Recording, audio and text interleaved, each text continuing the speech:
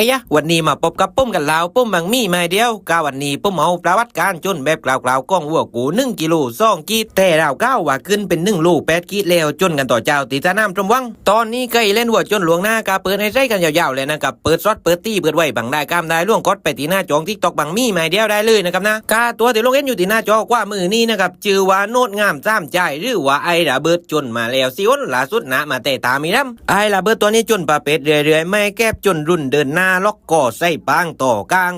นักเหนียวจุดๆหลักตุบหลักต่อเดินจีไปกับปลายอดติมหน้าแมนเหลี่ยมมัดกว่าต่อแก้งแรงสุดๆกับกาตอนนี้นะครับเกยยายก้าวกุมเล่นหัวกับบังมี่ไม่เดียวนะครับมีโลโก้ให้ใส่ต่างตายแหลกลางบังได้โอตัวได้ล่วงกดไปตีหน้าจองทิกตอกบังมี่ไม่เดียวได้เลยนะครับนะถ้าลิงกดไม่ได้นะครับล่วงแอดไลน์ที่ปุ่มเกี้ยนตีหน้าจองได้เลยกับปุ่มนั้นแล้วว่าเรื่องข้อมูลนี่ปุ่มมีให้ตุกสาน้ำล่วงไม่ต้องไปให้เองเลยกาไปกันตีต่างด้านกูจนกันมั่งนะครับตัวจะลูกเอ็นอยู่ที่หน้าจอสายมือนี่นะครับชื่อว่าแซมัจจยะยศนำใจหรือว่าไอแจมจนมาแล้วตามที่อ้นหลัดสุดนะมาแต่ปะพุ่นไอแจมตัวนี้จนปะเป็ดจนเรื่อยๆไม่แก็บรอจังว่าจ้องแล้วก้มหัวใจปางก้มก่อล็อกก่อต่อกลางนักเลี้ยวมัดกวัดต่อว้วนต่อกลางนักจ่ายประยชน์มั่งเป็นตีจนเป็นเลี่ยมดีกับตัวนี้กาเกยยายก้าวกุมเล่นหัวกับบังมี่ไม่เดียวนะครับตอนนี้กาเปิดให้ใช้กันหลวงหน้ากันยาวๆเลยนะครับเปิดก่อนเปิดไว้บังได้กามได้ล่วงกดไปตีหน้าจองทิกตอกบังมี่ไม่เดียวได้เลยนะครับนะเลี้ยวว่าเปื่อนจบในรักในกันมั่งวิจารณ์กันมาที่ไก่รักกุลระเบิดกด1ไก่รักไอแซมกดร่องมาที่ครับผม